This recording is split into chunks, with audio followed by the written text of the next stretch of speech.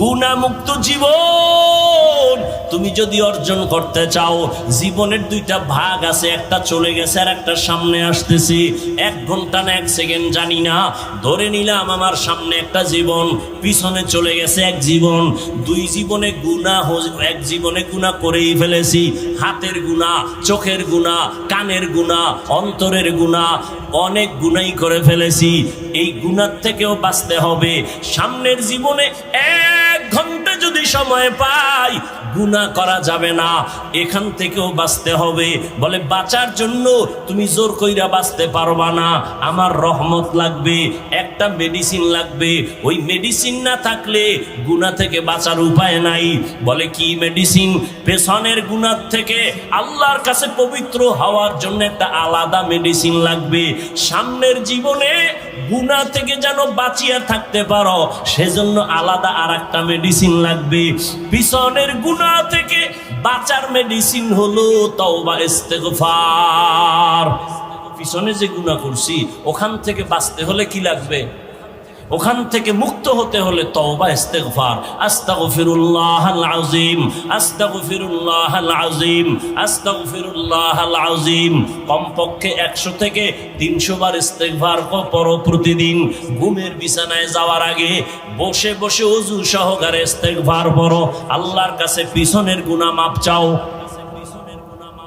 আর সামনের গুনাহ থেকে যদি বান্দা পবিত্রতা অর্জন করে বাঁচতে চাও, হাতের দ্বারা যা গুনাহ হয়েছে সামনে আর যেন না হয়, চোখের দ্বারা যা গুনাহ হয়েছে সামনে যেন না হয়। ওই সামনের জীবনে পবিত্র জীবনটা নিয়ে চলার জন্য আর একটা মেডিসিন লাগবে। ওই মেডিসিনের নাম হলো তাকওয়া। পিছনের গুনাহ থেকে মুক্তি পাওয়ার জন্য মেডিসিন তওবা ইস্তেগফার। সামনের জীবনে যেন গুনাহ থেকে বেঁচে থাকতে পারি, গুনাহ না হয়, সেজন্য লাগবে তাকওয়া। তাকওয়া মানে আল্লাহর ভয়। যেই বান্দা আল্লাহকে আসলেই ভয় করবেন, ওই বান্দা গুনাহ থেকে নিজেকে বাঁচাইয়া চলবেন, আর গুনাহ করবেন না। যদি গুনাহ হইয়াও যায়, তওবা করতেও দেরি করবেন না। গুনাহ করা আর গুনাহ হয়ে যাওয়া দোনোটা কি একনি?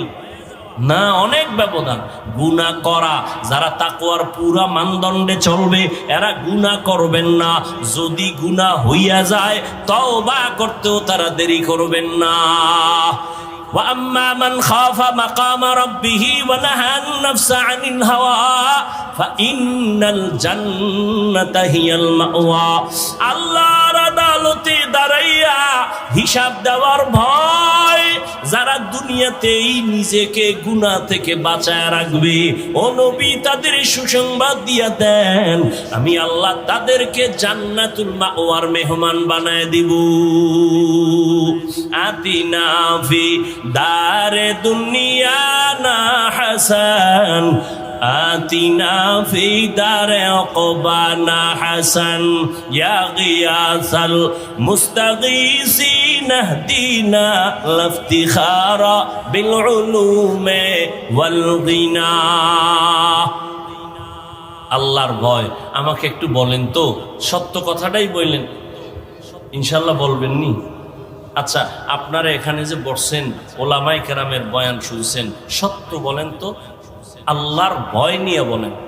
এই যে 1 ঘন্টা বয়ান শুনলেন, 2 ঘন্টা শুনলেন, অন্তরের মধ্যে কি একটু বাড়ি লাগছে, ধাক্কা লাগছে? সত্যটা বলেন, আসলে লাগছে? লাগছে? জীবনের মধ্যে একটা চিন্তা ঢুকছেনি? তো 1 ঘন্টা আলেমের সামনে বইয়া বয়ান শুনলে যদি হালকা ধাক্কা লাগে, আর যেই মানুষটা আল্লাহর প্রিয় বান্দা, আলেম যাদের বয়ানে দিল নরম হয়, চোখে পানি আসে, এদের সামনে যদি মাসকে মাস, বছরকে বছর সময় লাগায়, সে তো গুনাহ মুক্ত হইয়া পবিত্র অন্তর নিয়ে জান্নাতের ছবি দেখা কবরে যাবে। আউলিয়ারা কারে উকবা ইখতিয়ার, জাহেলারা কারে দুনিয়া ইখতিয়ার। ও বৃদ্ধ বাবাজি, ও যুবক বাবারা, আল্লাহর মোহাব্বত নিয়ে বলছি রে বাবা, এত কষ্ট, চিল্লায় চিল্লায় কথা বলা, জমিনের মধ্যে এত কষ্টের আর কোনো কাজ নাই। কথা বলার মতো কষ্টের কাজ তাও যদি হয় আবার 1 মিনিট তো টেনশন নাই, কিন্তু যদি হয় সেটা আনলিমিটেড, আবার যদি সেটা লেখা থাকে এত টেনশন নাই, একটু চা টানলাম, দেখে দেখে বয়ান করলাম। আর যদি সেই বয়ানটা হয় না দেখে তো আরো কঠিন। বুঝেননি ভালো করে বুঝেন যে কি কষ্ট করে দেশের আলেম ওলামারা, বুঝো। আবার যদি সেই বান্দা মুখস্থ বয়ান করে, আবার যদি টাইম মতো খানা না থাকে, ঘুম না থাকে, একটা মানুষ যদি টাইম মতো ঘুমাইতে না পারে, তার চলাফেরার ব্যালেন্স থাকে না, কথার ব্যালেন্স ঠিক থাকে না, লোকটা পাগলের মতো হয়ে যায়। এ আমাদের ঘুম নাই খানা নাই, পাগলের মতো দৌড়ায় সারা দেশের ভেতরে। এরপরে ঘন্টাকে ঘন্টা বয়ান। আবার 1 লাইনের মানুষ যদি হয় তা টেনশন নেই। আমার সব মুরিদ 1 লাইনের, এটির ভিড়ায় ফাটায় চোখ বন্ধ করে যা কইলাম কানে ধরে বাড়ি ধরবে। কিন্তু পরিবেশটা কেমন, হরেক ধরনের মানুষ এখানে ম্যাগনেট মাথা লয়া বইছে। যারা হাফিজুর রহমানরে মোটামুটি কাফের কইলেও খুশি, এরা ওই সিফায় দাঁড়ায় বয়ান শুনতেছে। এই পরিবেশে উপায় কি? এতগুলো মানুষের মাথা অন্তর ঠিক রেখা কথা বলা রবের করুণা দয়া ছাড়া সম্ভব না। এরপরও ঘন্টাকে ঘন্টা রাষ্ট্রপতি, প্রধানমন্ত্রী জাতির সামনে একটু ভাষণ দেয়, কয় মিনিট, কয় 5 মিনিট, 7 মিনিট। কি মুখস্থ? কয় না, এটার আগে লেখার জন্য একটা টিম বানায়, বক্তব্য কি দেবো লেখা দাও, লেখে সিরি, এরপরে দেয়, এটারে মোতালা করে 13 বার, মোতালা কইরা 5 মিনিটের বক্তব্য জাতির সামনে দেয়। একটা শব্দ যদি ভুল হইয়াই যায়, জাতি আমার বিরুদ্ধে আন্দোলন করবে। প্রধানমন্ত্রী, রাষ্ট্রপতি যদি ভাষণ দেয় 5 মিনিটের, তা লেখা দেয়, ও আল্লাহর বান্দা, আমরা ঘন্টাকে ঘন্টা বয়ান করি। জহুরের পরে বয়ান, আসরের পরে বয়ান, মাগরিবের পরে বয়ান, ফজরের পরে বয়ান, টাইম মতো ঘুম নাই খানা নাই। এই রকম যদি প্রতিদিন 12 মাস দৌড়ানো লাগে, এর মধ্যেও তো 2-1টা ভুল হওয়াই তো স্বাভাবিক। আর এই ভুলটা যারা ধইরা যেই মুসলমান আলেমের সম্মান নষ্ট করার ষড়যন্ত্র করে, এর মতো কুলাঙ্গার বেয়াদব এই জমিনে কেউ হতে পারে না। আল্লাহ হেদায়াত দান করুন। আরো আস্তে করে বলেন, ও যুবক, এই যে এত চিল্লাইয়া বয়ান করতেছি, এই এতক্ষণ বয়ানে কিন্তু একবারও বলি না, এ যুবক, স্কুলে তালা লাগায় সব আমগো মাদ্রাসায় চলে আস। একবারও বলি নাই হুজুর হইয়া তসবি হাতে নাও, পাগড়ি লাগাও, বলি নাই। ভয় পাইও না যে আমগো বুঝি হুজুর বানায় দিবে আজকে। না রে বাবা, তুমি তোমার লাইনে স্কুলে পড়ো, ধন্যবাদ, কলেজে পড়ো, বাধা নাই, চাকরি করো, বাধা নাই, তুমি ইঞ্জিনিয়ারিং পড়ো, বাধা নাই, ডাক্তারি পড়ো, বাধা নাই, প্রফেসর হও, বাধা নাই। তুমি একজন ডাক্তার হও, অন্তর ভরে দোয়া করে গেলাম, একজন ডাক্তার হও, ইঞ্জিনিয়ার হও, প্রফেসর হও, ব্যবসায়ী হও, একজন তুমি চাকরিজীবী হও। তবে একটা দাবি আমার, ও চাপাইয়ের মুসলমান, বেয়াদব হইও না। কি হইও না? বেয়াদব হইও না।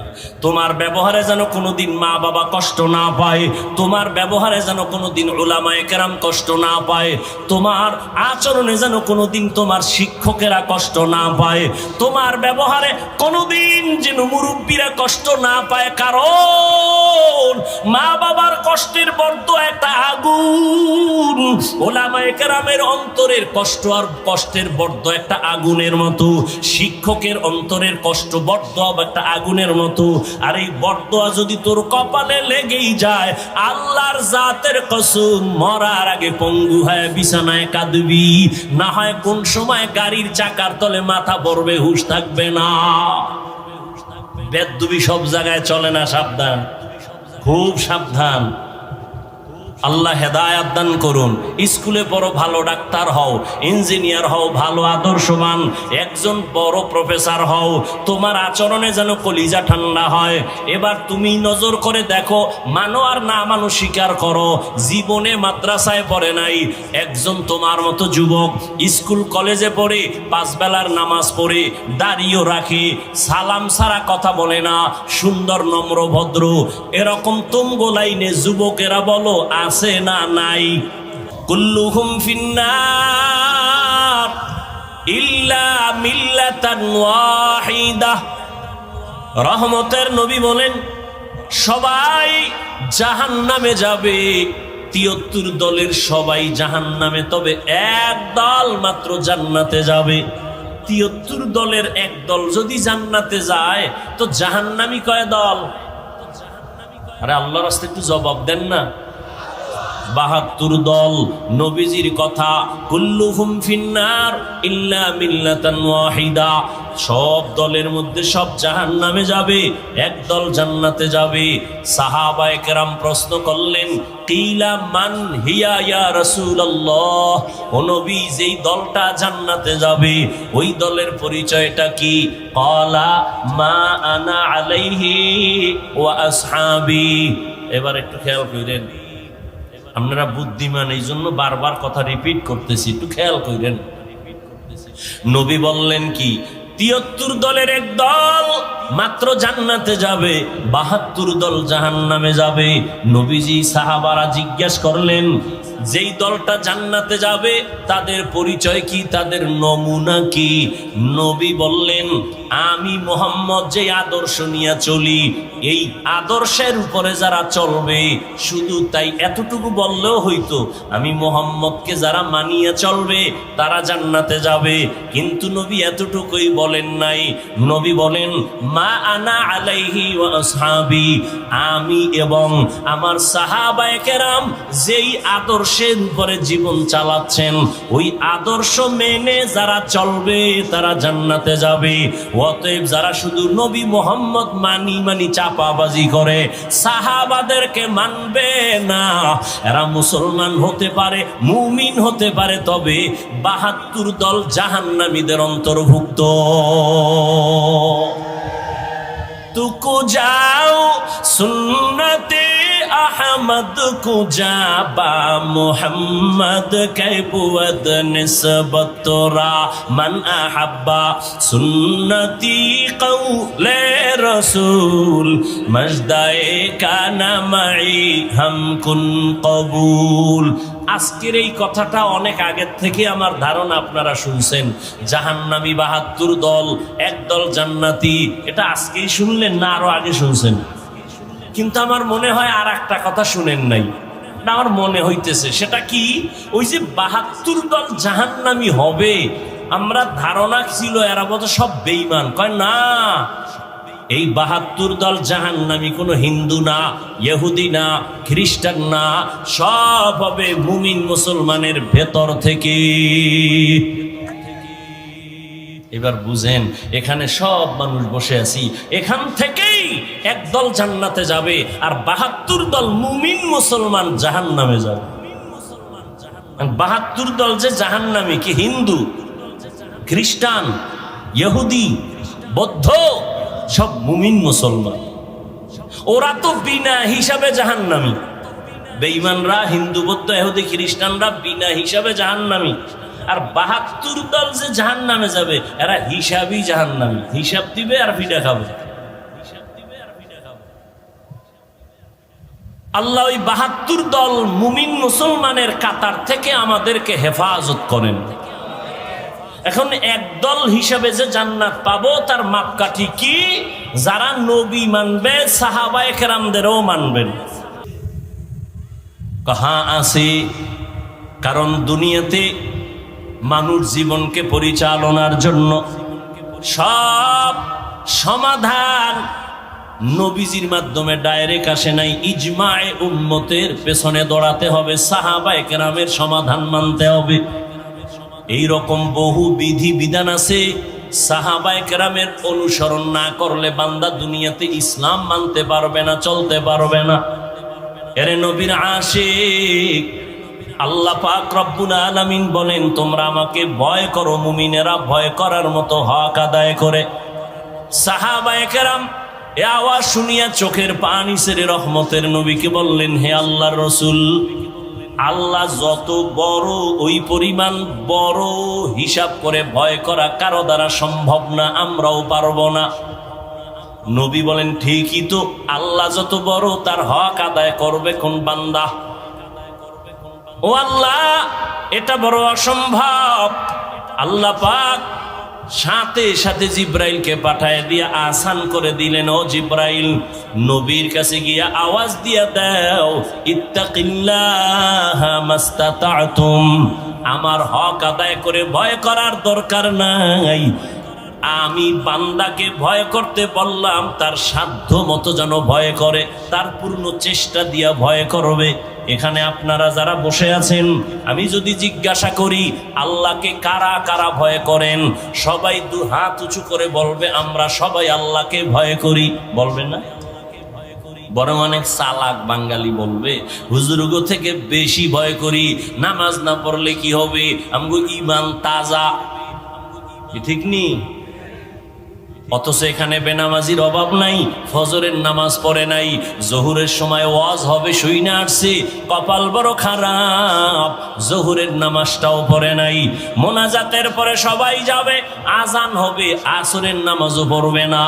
আমি টুপি আর নামাজ ঠিক রেখাও বলি আল্লাহকে ভয় করি, আপনি নামাজ বাদ দিয়ে বলেন আল্লাহকে ভয় করি। আমি হালাল খাইয়া বলি আল্লাহকে ভয় করি, আপনি হারাম খাইয়া বলেন আল্লাহকে ভয় করি। আমি পর্দা রক্ষা করে বলি আমি আল্লাহকে ভয় করি, আপনি বেপর্দায় চইলা বলেন আমি আল্লাহকে ভয় করি। আমি বান্দা পর্দা রক্ষা করি, হালাল খাই, নামাজ পড়ি, মিথ্যা বলি না, আপনি মিথ্যা কথা বলিয়া বলেন আল্লাহকে ভয় করি। আমি কারো গীবত করার চেষ্টা করি না, কেন? আল্লাহর ভয়। আর আপনি গীবত করেন, ফেসবুকে লেখেন আর বলেন আল্লাহকে ভয় করি। সব কি সমান? কথা বলেন না কেন? সব সমান না। তাহলে আসলে ভয় কি জিনিস বুঝি না। ক্বালান নবিয়্যু সাল্লাল্লাহু আলাইহি ওয়া আলিহি ওয়া সাল্লাম, ইত্তাকিল মাহারিম তাকুন আ'বাদান নাস। আল্লাহ তাআলার নবী বলেন আল্লাহকে ভয় কর আর আল্লাহর নিষিদ্ধ জিনিস থেকে নিজেকে বাঁচাও, তো আল্লাহ মানুষের সামনে মর্যাদা বাড়ায় দিবেন। হারাম থেকে বাঁচো, গুনাহের থেকে বাঁচো। আল ইহতিরাজ আনিল মাসিয়া, আল্লাহকে ভয় করার মানেটা কি? কয় সন্তান মা বাবাকে ভয় করে। প্রমাণ? কয় মা বাবার সামনে সন্তান অন্যায় করে না। কেন? বলে মাইরের ভয়, বেতের বাড়ির ভয়, শিক্ষকের ছাত্র ভয় করে। কয় প্রমাণ কি? বলে একটা ছাত্র শিক্ষকের সামনে অপরাধ করে না। কেন? শাস্তির ভয়। ঠিক যেই বান্দা আল্লাহকে ভয় করবে, ওই বান্দা গলায় ছুরি লাগাবে কিন্তু দাড়ির মধ্যে ছুরি লাগাবে না।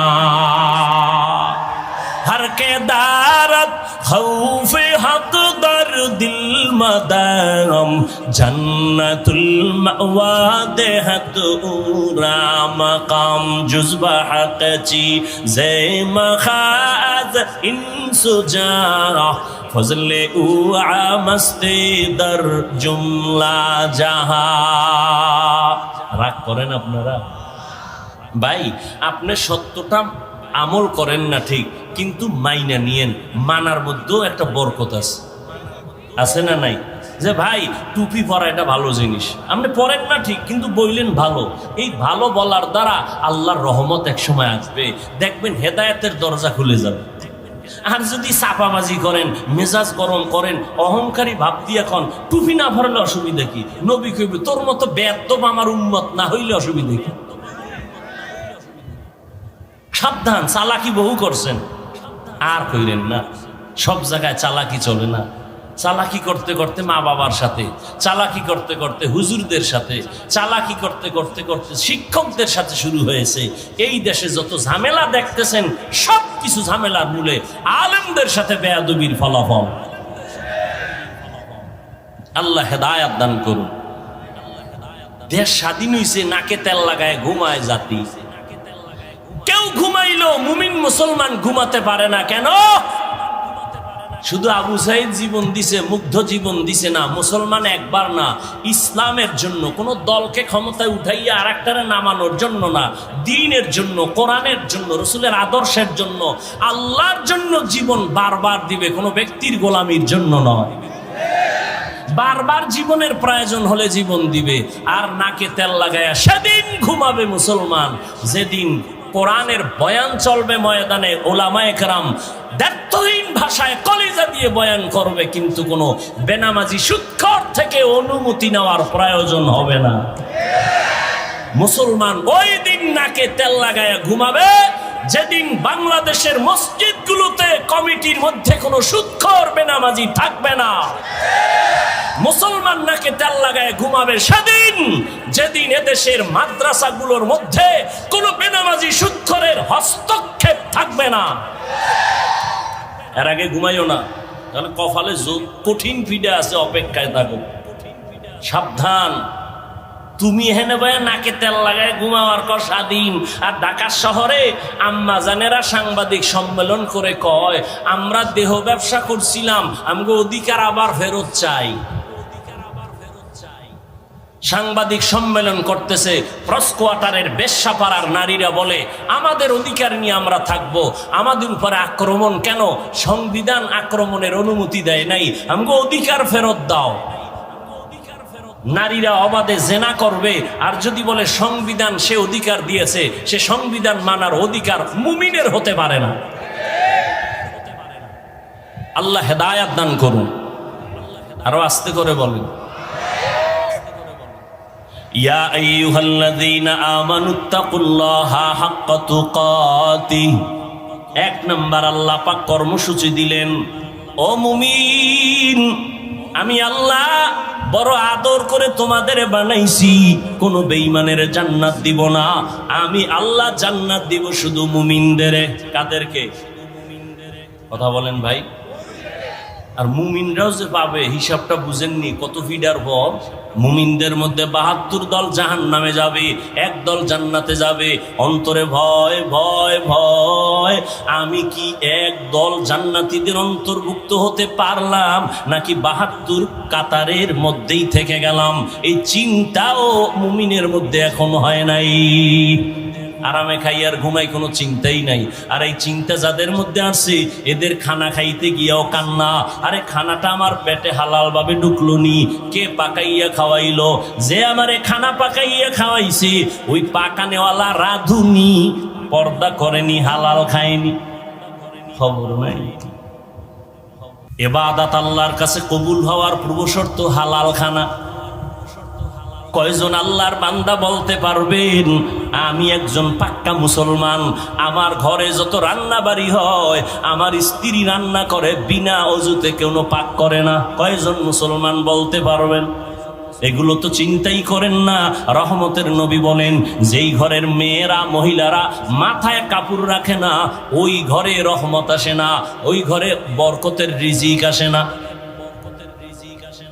পয়গম্বরের এক সাহাবী 11 বছর বয়সের আগে রহমতের নবীর হাতে হাত লাগাইয়া কালেমার শপথ নিলেন পতাকা উড্ডীন করার জন্য। কয় বছর বয়সে? 11 বছর বয়সের আগেই। কেউ বলেন 8 বছর, কেউ বলেন 10 বছর, কেউ বলেন 9 বছর। নবীর হাতে হাতটা লাগাইছেন যেই সময় নবীর চতুর্মুখী দুশ্মনে ঘেরা, সুযোগ পেলে নবীরে জবাই করবে, ঘরের চারপাশে অস্ত্র নিয়ে দাঁড়ায় হত্যা করবে। নবী বলেন, ওই সময় বিপদ, আমার আব্বাও নাই যে একটু আইসা দাঁড়াবে আমার ছেলের উপর আক্রমণ করবানে, বলনেওয়ালা বাবাও নাই। যেই মায়ের থেকে একটু দোয়া নিব সেই মাও নাই, আমি বড় অসহায়। ওই বিপদের সময় একমাত্র আমার উপকার যারা করেছে তারা যুবক, আর বিরোধিতা করেছে যারা বুড়া। বুড়ারা বিরোধিতা করছে, যুবকেরা উপকার করছে। ও চাপাই নবাবগঞ্জের যুবক, তুমি নবাব হইছো নামে না কামে? হিসাব মিলাও তাড়াতাড়ি। নবী বলেন, যুবকেরা উপকার করেছে, বুড়ারা বিরোধিতা করেছে। আবু জাহিল্লা নবীর দুশ্মন বুড়া, আবু লাহাব নবীর দুশ্মন বুড়া, ওতবা নবীর দুশ্মন বুড়া, সায়েবা নবীর দুশ্মন বুড়া। আর যুবক আল্লাহ নবীর হাতে হাত লাগাইয়া দ্বীনের সহযোগী হয়ে গেলেন হযরত আলী। কি নাম? হযরত আলী 11 বছরের আগে নবীর হাতে হাত লাগায় দিলেন। এতদিন ছিলেন চাচাতো ভাই, এখন তিনি সাহাবী। কিছুদিন পরে হবেন তিনি জামাতা। কি হবেন? ও যুবক, তোমার বয়স মাত্র 25-30, বলো তোমার দ্বারা আমার নবীর উপকার কি হলো? তুমি নিজে নামাজ পড়ো না, যদি একটা যুবকের বলতার নামাজ পড়ে তারে যদি ধন্যবাদ দিতা, অন্তত এটাও সান্ত্বনা পাওয়া যেত। কিন্তু তোমার কপাল এত খারাপ, নিজেও নামাজ পড়ো না, যারা নামাজ পড়ে তাদেরও পছন্দ করো না। তোমার কপাল এত খারাপ কেন বুঝি না রে যুবক। নিজেও দাঁড়িয়ে রাখো না, যারা দাঁড়িয়ে রাখে নবীর মোহব্বতে তাদেরও পছন্দ করো না। জানি না তোমার কপালে কার অভিশাপ লাগছে। মনে হয় যেন মোবাইলটা সারা রাত চালায়া চালায়া কবিরা গুনাহ করার কারণে আমার আল্লাহ বেজার। সারা রাত্র মোবাইল চালাইয়া কবিরা গুনাহ করছো, তোমার মা বাবার অভিশাপ তোমার কপালে লেগেছে।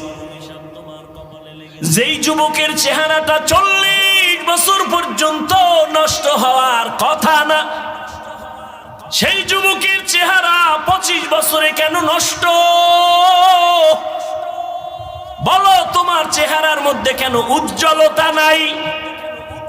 তোমার চেহারার দিকে তাকাইলে কেন মায়া লাগে না? তোমার চেহারার দিকে তাকাইলে কেন ঘৃণা লাগে? এর একমাত্র কারণ সারা রাত মোবাইলে গুনাহ করেছো, আল্লাহ রাগ করে তোর চেহারার নূর নিয়ে গেছে, চেহারায় আলো নাই। আল্লাহ না করুন, আল্লাহ না করুন, আল্লাহ না করুন। এই সময় যদি মইরেই যাও তো তোরে কি স্মরণ করবে মা বাপ? কানবে ঠিক, কিন্তু মনে মনে বলবে একটা বিপদ গেছি গা। কারণ ছেলেটার চরিত্র এত খারাপ যে ওর কারণে সমাজে মুখ দেখাইতে পারি।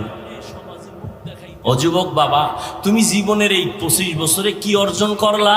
মা বাবার বরদোয়া, শিক্ষকের বরদোয়া, আলেমদের বরদোয়া, তোমার এই জীবনের কামাই বরদোয়া। আর এই নিয়ে কবরে যাবা, আফসুস তোমার জন্য। আল্লাহ বলেন এখনো সময় আছে, তওবার দিকে ফিরে আসো। আল্লাহ বলেন আমি মুমিনকে জান্নাত দিব। কাদেরকে দিবেন? কোনো বেঈমান পাবে না।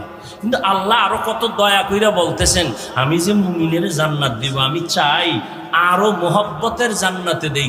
কি কয় যে আমি চাই আমার মুমিন যেন সূর্যের আলো মাথায় লাগার আগেই বিনা হিসাবে জান্নাতে যায়। আপনারা কি হিসাব দিয়ে যাবেন জান্নাতে, না বিনা হিসাবে? না পাওয়ার টাওয়ার থাকলে তো বলতে পারেন যে আমার পাওয়ার আছে, খোদার লগে বুঝপড়া কইরা জেরা কইরা এরপরে হিসাব দিয়া যাব, দেখি খোদায় কি করে। কি হিসাব দিয়া না বিনা হিসাবে? আল্লাহ কবুল করো। আল্লাহ কয় বিনা হিসাবে জান্নাতে যদি যেতে চাও আর আমি আল্লাহও দিতে চাই, তবে কর্মসূচি দুইটা ঠিক কইরা আইও। এক, আমাকে ভয় করো। 2, মুসলমান হইয়া মরো। মুফতি হইয়া মরো বলে নাই, বক্তা হইয়া মরো বলে নাই, পীর হইয়া মরো বলে নাই, কামেল পাশ কইরা মরো বলে নাই, দাওরা পাশ করে মরো বলে নাই, কোটি টাকার মালিক হইয়া মরো বলে নাই। আল্লাহ বলে তুই পীর না মুরিদ, ডাক্তার না রুগী, ইমাম না মুক্তাদি, ধনী না ফকিন্নি, জানার দরকার নাই। ফিডা থেকে যদি বাঁচতে চাও, বিনা হিসাবে জান্নাত চাও, মুসলমান হইয়া মর। মুসলমান না হইয়া মরিস না, সাবধান। মুসলমান না হইয়া কেউ মরবা না। এক চোরার ঘরের চোরায় কয় মুসলমানও হব না, মরব না। আল্লাহ কইছে মুসলমান না হইয়া মরবা না। তার মানে কি মুসলমান হওয়ার জন্য সময় আলাদা বান্দা আছে? কয় না, 1 সেকেন্ডের কোনো ভরসা নাই। তাহলে কি অর্থ? মুফাসসিরিনে কেরাম বলেন যেহেতু মৃত্যুর সময় বাধা নাই, 1 সেকেন্ডের ভরসা নাই, অতএব মুসলমান না হইয়া মরিও না কথার ব্যাখ্যা হলো মুসলমান হইতে দেরি করিও না। এখন আপনারা এখানে যারা আছেন সবাই মুসলমান না? কি ভাই মুসলমান না? এটা বলতে কি আপনাদের ভয় লাগতেছে? গর্ব করে বলবেন আপনি মুসলমান না? মুমিন না? নাকি আমরা শুধু মুমিন, মুসলমান না? না শুধু মুসলমান মুমিন না, বিষয়টা কি এমন? আমরা মুমিনও মুসলমান, সবাই মুসলমান। এরপর আল্লাহ বলেন মুসলমান না হইয়া মরিও না। মুমিনকে বলছেন, কোনো বেঈমানকে বলেন না। কারণ মুসলমান কারে কয়? মুসলমান বহু বচনে, অহেদ এক বচন মুসলিম। ইসলাম থেকে মুসলিম। ইসলাম অর্থ কি? ইসলাম অর্থ হলো আত্মসমর্পণ করা। মুসলিম শব্দের অর্থ আত্মসমর্পণকারী। ইসলাম মানে শান্তি না। সালাম শব্দের অর্থ শান্তি। ইসলাম শব্দের অর্থ আত্মসমর্পণ করা। আল ইসলাম গরদান নেহাদান বতাআত, বিনয়ের সাথে আল্লাহর কাছে আল্লাহর হুকুমের সামনে নিজেকে আত্মসমর্পণ করার নাম ইসলাম। আত্মসমর্পণকারীর নাম মুসলিম।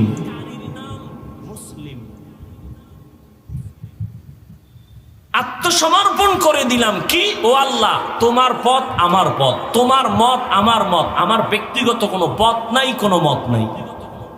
আর এইটাই তো জীবনের আমাদের কালেমার বেরি পড়ায় দিছে, লা ইলাহা ইল্লাল্লাহ, লা মাহবুবা ইল্লাল্লাহ।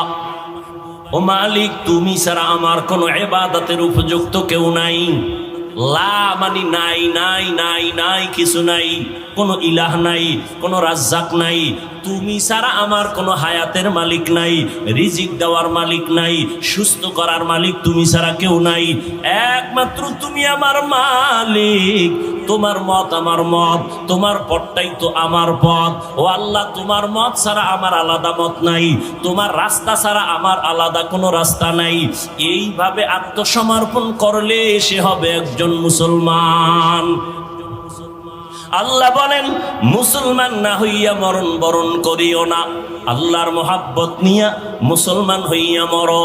আর মুসলমান হইতে হলে দাওরা পাশ করা লাগবে, কোনো শর্ত নাই, কামেল পাশের শর্ত নাই। বরং বান্দা গুনাহ থেকে নিজেকে বাঁচাইয়া মরো, গুনাহমুক্ত জীবন নিয়ে আসো।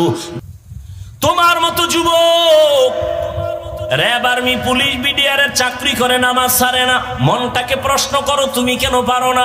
তোমার মতো যুবক নদীর মধ্যে মাছ ধরে নামাজ ছাড়ে না, তোমার মতো যুবক রাস্তায় গাড়ি চালায়, কৃষিকাজ করে, মাঠে নামাজ বাদ দেয় না, তুমি কেন পারো না রে বাবা? কয়দিন আর যৌবনের বাহাদুরি করবা? করোনায় কত যুবকের লাশ, ছাত্র জনতার আন্দোলনে কত প্রাণ চলে গেল, ঘুমের ঘরেও তো কত মানুষ মরেনি। ও বাবারা, ঘুমের ঘরে মরেনি?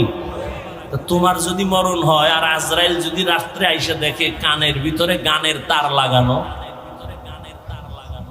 মুসলমান হিসাবে বলো তো আল্লাহর কাছে কি জবাব দিবা? বেঈমান হইলে অতটা ভয় নাই, টেনশন নাই, তুমি তো মুসলমান, তুমি তো আল্লাহ মানো, তুমি তো নবী মানো, তুমি তো কোরআন মানো, তুমি তো হাদিস মানো। তুমি বলো তো আজরাইল রাত্রে এসে যদি দেখে তোমার কানে গানের তার লাগানো, উপায় কি তোমার? আল্লাহ হেদায়েত দান করুন। আমিনও কয় না।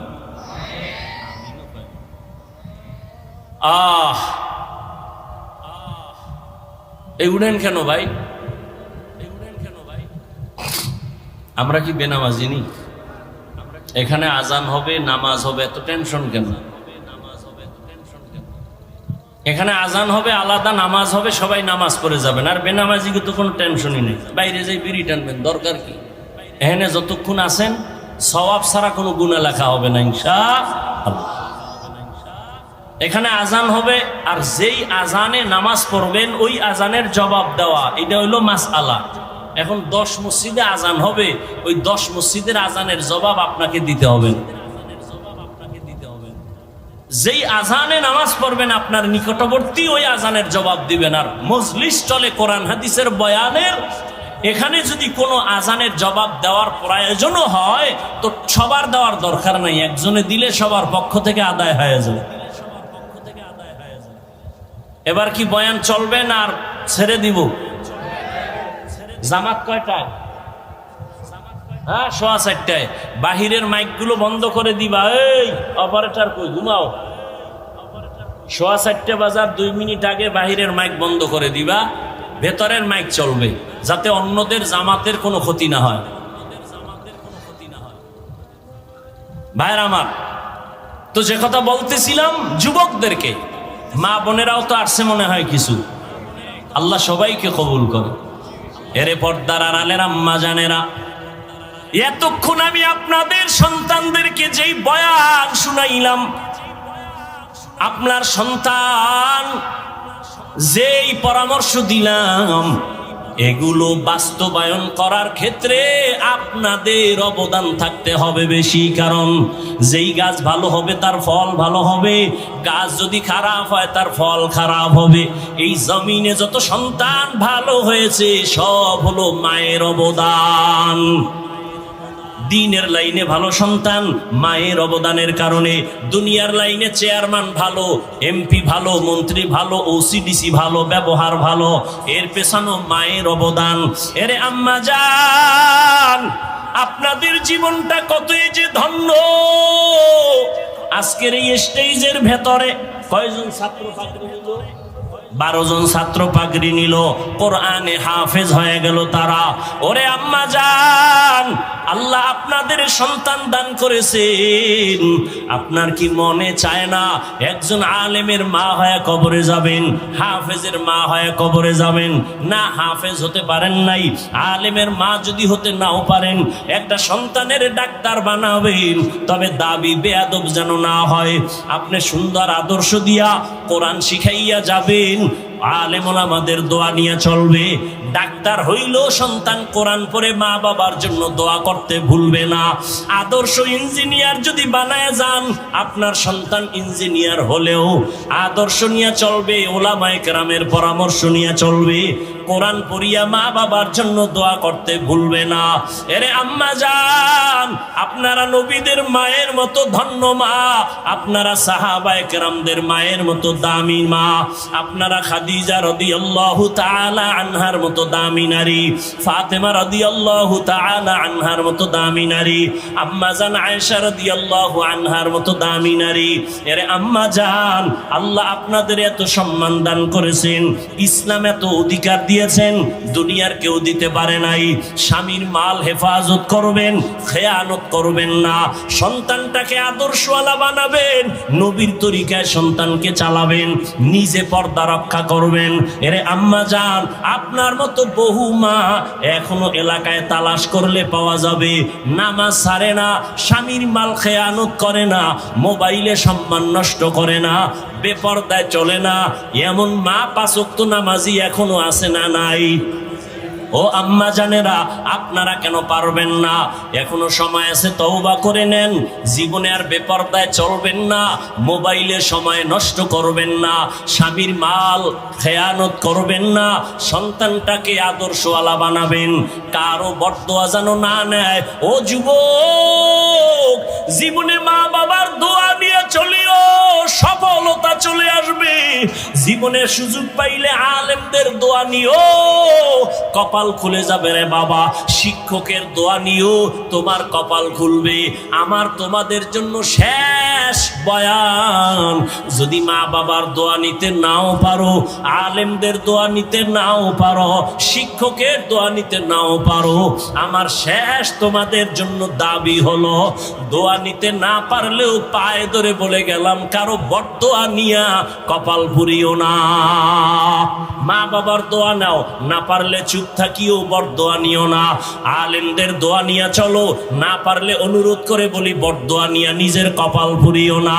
শিক্ষকের দোয়া নিয়া চলো, যদি না পারো অন্তত বেঁচে থাকো, বরদোয়া নিয়া কপাল পুরিও না। এটাই তোমার জন্য আমার শেষ কথা। যুবক, দোয়া নাও, মা বাবার জীবনের দরজা খুলে যাবে। আলেমদের দোয়া নাও, শিক্ষকের দোয়া নাও, না পারলে অন্তত এতটুকু নিয়ত নিয়ে চলো, বরদোয়া যেন কপালে না আসে। আল্লাহ হেদায়াত দান করুন।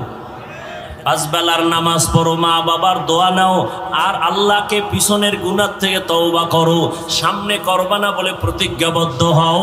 ও আল্লাহ, আমার মতো যুবক যদি স্কুলে পড়িয়াও নামাজ পড়ে, কলেজে পড়ে নামাজ পড়ে, চাকরি করে নামাজ পড়ে, আমি কেন পারবো না? আজকে থেকে নিয়ত করে ফেলো, মরিয়া গেলে যাইবা, হায়াতের মালিক, রিজিকের মালিক, ইজ্জতের মালিক আমার আল্লাহ। আর নামাজ ছাড়বা না, দাড়ি কাটবা না, বেপরদায় চলবা না, মা বাবার সাথে বেয়াদবি করো না, ওলামায়ে কেরামের পরামর্শ নিয়া নবীজির তরিকা মেনে চলবা, গলায় ছুরি আসলেও আর নবীর বিরুদ্ধে যাবা না। তওবা করার মতো যদি অন্তর তৈরি হয়, যাদের অন্তর তৈরি আছে তওবা করার জন্য, মুনাফিকি অন্তরে নাই, তাদেরকে বলবো তওবার খাঁটি নিয়তে দুটো হাত আল্লাহকে দেখাইয়া দাও। আয় আল্লাহ, হাতগুলো কবুল করে নেন, তওবা কবুল করে নেন। তওবার উপরে মজবুত হইয়া চলার মতো আমাদের তৌফিক দান করেন, আমিন। ও ভাই, নামাজ লাগবে নি? লাগবে নি? কয় ওয়াক্ত নামাজ? সপ্তাহে একদিন। সত্য কথা বলেন, সপ্তাহে একদিন। কয় দিন বলেন? সপ্তাহে 2 দিন পড়লে হবে? কয় দিন পড়া লাগবে? প্রতিদিন। মাঝে মাঝে 2-1 ওয়াক্ত নামাজ ছাড়লে সমস্যা হবে না তো? কি বলেন আপনারা? হবে বলার পরে যদি নামাজ না পড়েন, ফেরেশতাগো ফিডার ওজনটা কত ভারী হবে চিন্তা কইরা কবরের দিকে পা দিয়েন। নবীজি বলছেন, বাইনাল আবদি ওয়া বাইনাল কুফরি তারকুস সালাহ। বেঈমান আর মুমিনের মধ্যে ব্যবধান নামাজ। বেঈমানেরা নামাজ পড়ে না, মুমিন নামাজ ছাড়ে না।